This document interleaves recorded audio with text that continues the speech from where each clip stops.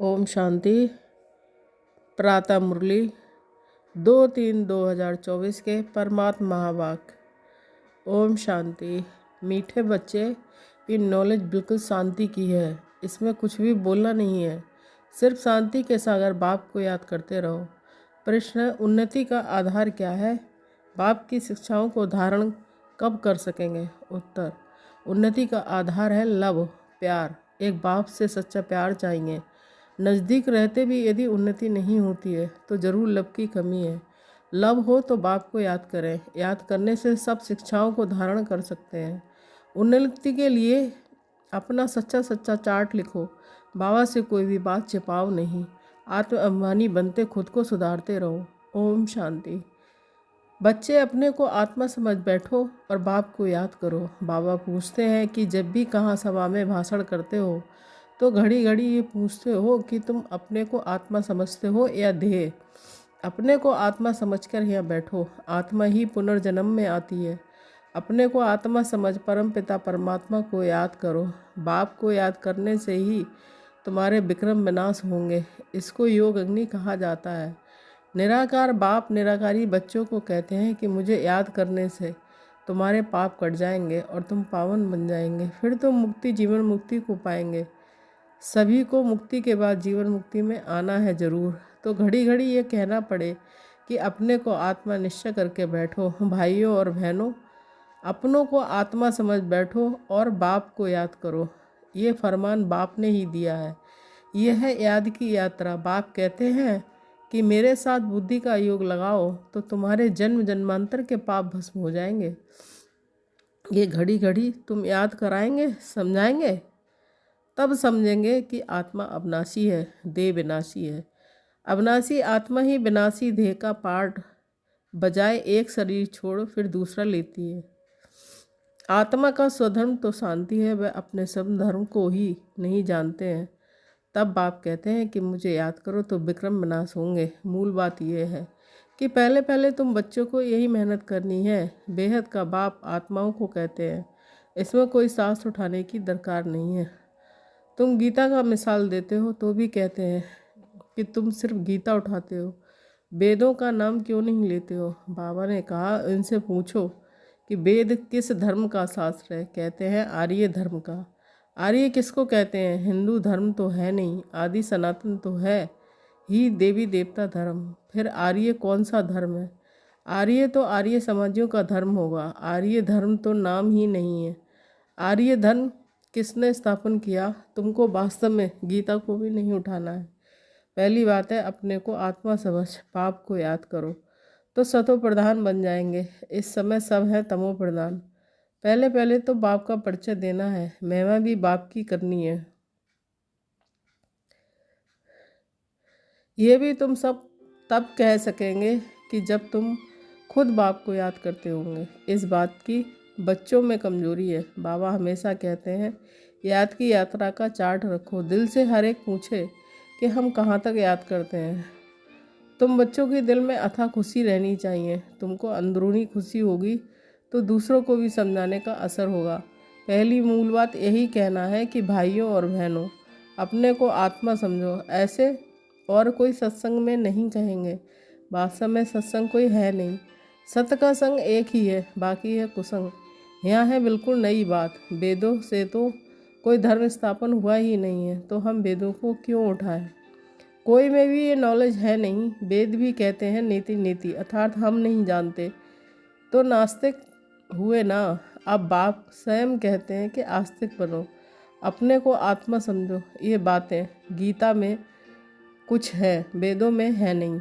वेद उपनिषद तो ढेर हैं। अब ये वह किस धर्म का शास्त्र है? मनुष्य तो अपनी बातें करते हैं, तुमको किसका भी सुनना नहीं है। बाप तो सहज समझाते हैं, अपने को आत्मा समझ, बाप को याद करो, पावन बन जाएंगे। इसलिए वर्ल्ड की हिस्ट्री, ज्योग्राफी को जानना है। तुम्हारा ये त्रिमूर्ति गोला है, मुख्य इनमें सब धर्म आ जाते हैं। पहले पहले है देवी देवता धर्म। बाबा ने कहा कि त्रिमूर्ति गोला बड़ा बड़ा बनाकर दिल्ली के मुख्य स्थान पर, जहाँ आना जाना बहुत हो, वहाँ लगा दो। 3 सीट पर हो, सीढ़ी में तो और धर्मों का नहीं आता। मुख्य ये दो चित्र हैं, समझाना ही इस पर है। पहले तो बाप का परिचय, बाप से ही वर्षा मिलता है, इस बात का निश्चय कराने बगैर तुम्हारा कुछ भी कोई समझ नहीं सकेगा। एक बाप को नहीं समझा तो दूसरे चित्रों पर ले जाना ही फालतू है। अलफ को समझने बगैर कुछ भी समझेंगे नहीं। बाप के परिचय बगैर कोई भी बात न करो, बाप से ही बेहद का वर्षा मिलता है। बाबा ख्याल करता है कि ऐसी सहज बात क्यों नहीं समझते हो। तुम्हारा आत्मा का बाप वह शिव है, उनमें ही वर्षा मिलता है। तुम सब आपस में ब्रदर्स हो। जब इस बात को भूलते हो तब तमो प्रधान बन जाते हो। अब बाप को याद करो तो सदो प्रधान बन जाएंगे। मूल बात है ही रचयिता और रचना को जानना। कोई भी जानते नहीं, ऋषि मुनि भी नहीं जानते थे। अब पहले बाप का परिचय दें, सबको आस्तिक बनाना है। बाप कहते हैं मुझे जानने से तुम सब कुछ जान जाएंगे, मुझे नहीं जाना तो कुछ भी तुम समझेंगे नहीं। मुफ्त तुम अपना समय वेस्ट करते रहो। चित्र आदि जो भी ड्रामानुसार बने हैं वही ठीक हैं, परंतु तुम इतनी मेहनत करते हो फिर भी किसकी बुद्धि में बैठता नहीं है। बच्चे कहते हैं बाबा क्या हमारे समझाने में कोई भूल है। बाबा फट से कह देते हैं हाँ भूल है। अलग को ही नहीं समझा तो फट से रवाना कर दो। बोलो जब तक बाप को नहीं जाना तब तक तुम्हारी बुद्धि में कुछ भी बैठेगा नहीं।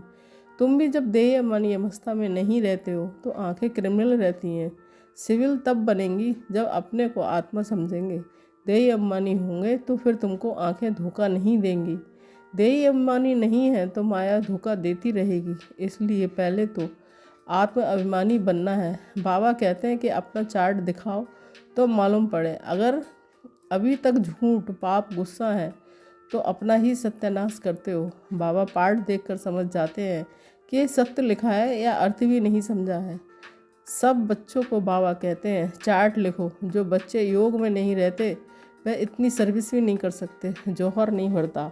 भल बाबा कहते हैं कोर्टों में कोई निकलेगा, परंतु जब तुम खुद ही योग में नहीं रहते हो तो दूसरों को फिर कैसे कहेंगे। सन्यासी कहते हैं सुख कागविष्टा समान है, वह सुख का नाम ही नहीं लेते हैं। तो तुम जानते हो भक्ति अथाह है, इसमें कितनी आवाज़ है। तुम्हारी नॉलेज तो बहुत शांति की है। बोलो शांति का सागर तो बाप ही है। अपने को आत्मा समझ बाप को याद करना है। बाप कहते हैं कि मन मना हो, ये अक्षर भी नहीं कहो। हिंदुस्तान की है हिंदी भाषा, फिर संस्कृत दूसरी भाषा क्यों। अब इन सब भाषाओं को छोड़ो, पहले तुम भाषण करो कि अपने को आत्मा समझो। बहुत है जो अपने को आत्मा भी नहीं समझ सकते, याद नहीं कर सकते। अपने घाटे को कोई समझ ना सके। कल्याण तो है ही बाप की याद में। और कोई सत्संग में ऐसे नहीं कहते हैं कि अपने को आत्मा समझ बाप को याद करो। बच्चे कभी बाप को एक जगह बैठ याद करते हैं क्या। उठते बैठते बाप की याद में है ही। आत्माभिमानी बनने की प्रैक्टिस करनी है। तुम बहुत बोलते हो, इतना बोलना नहीं चाहिए। मूल बात है याद की यात्रा की। योग अग्नि से ही तुम पावन बनेंगे। इस समय सब दुखी हैं, सुख मिलता ही है पावन बनने से। तुम आत्माभिमानी हो, किसको समझाएंगे तो उनको तीर लगेगा। कोई खुद विकारी है और किसको कहे निर्विकारी बनो तो उनको तीर नहीं लगेगा। बाप कहते हैं बच्चे तुम खुद याद की यात्रा पर नहीं रहते, इसलिए तीर भी नहीं लगता।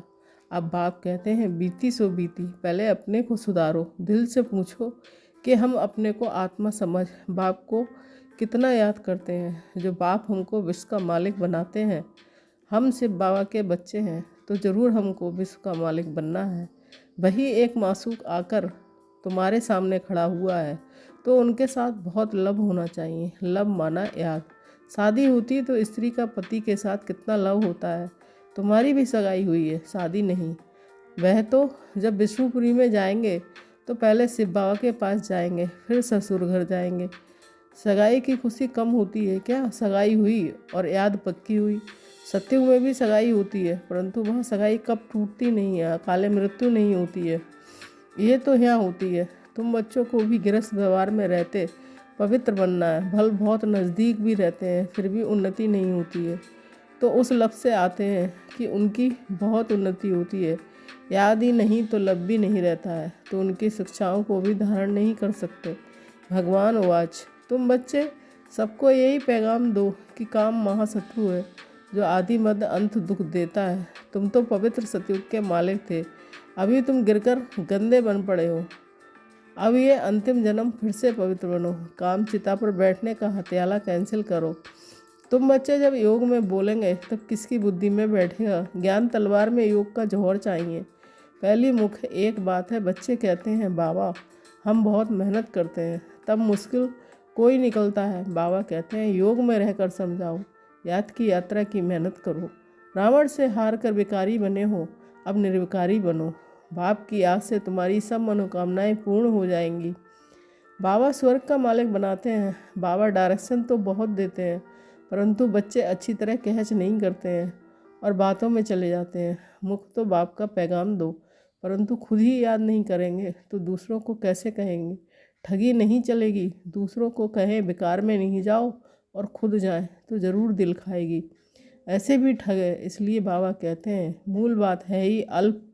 अल्प को जानने से तुम सब कुछ जान जाएंगे, अल्प को ना जानने से तुम कुछ भी समझ नहीं सकेंगे। अच्छा, मीठे मीठे सिकील दे बच्चों के प्रति माता पिता बाप दादा का याद प्यारो गुड मॉर्निंग। रूहानी बाप की रूहानी बच्चों को नमस्ते। हम रूहानी बच्चों की रूहानी माता पिता बाप दादा को याद प्यार गुड मॉर्निंग, नमस्ते नमस्ते, शुक्रिया बाबा शुक्रिया। धारणा के लिए मुख्य सार 1 पॉइंट। अंदरूनी बाप के याद की खुशी में रह के फिर दूसरे को बाप का परिचय देना है। सबको एक बाप की महिमा सुनानी है। 2 पॉइंट, आत्म अभिमानी बनने की बहुत प्रैक्टिस करनी है, बहुत बोलना नहीं है। बीती सो बीती कर पहले स्वयं को सुधारना है। याद की यात्रा का सच्चा चार्ट रखना है। ओम शांति। आज का वरदान, ब्राह्मण जीवन में वैरायटी अनुभूतियों द्वारा रमणीकता का अनुभव करने वाले संपन्न आत्मा भव। स्पष्टीकरण, जीवन में हर मनुष्य आत्मा की पसंदी वैरायटी है, तो सारे दिन में भिन्न भिन्न संबंध, भिन्न भिन्न स्वरूप का वैरायटी अनुभव करो तो बहुत रमणीक जीवन का अनुभव करेंगे। ब्राह्मण जीवन भगवान से सर्व संबंध अनुभव करने वाली संपन्न जीवन है, इसलिए एक भी संबंध की कमी नहीं करना। अगर कोई छोटा या हल्का आत्मा का संबंध मिक्स हो गया तो सर्व शब्द समाप्त हो जाएगा। जहाँ सर्व है वहाँ ही संपन्नता है, इसलिए सर्व संबंधों से स्मृति स्वरूप बनो। स्लोगन, बाप समान अव्यक्त रूपधारी बन प्रकृति के हर दृश्य को देखो तो हलचल में नहीं आएंगे। Om Shanti. Thank you Baba.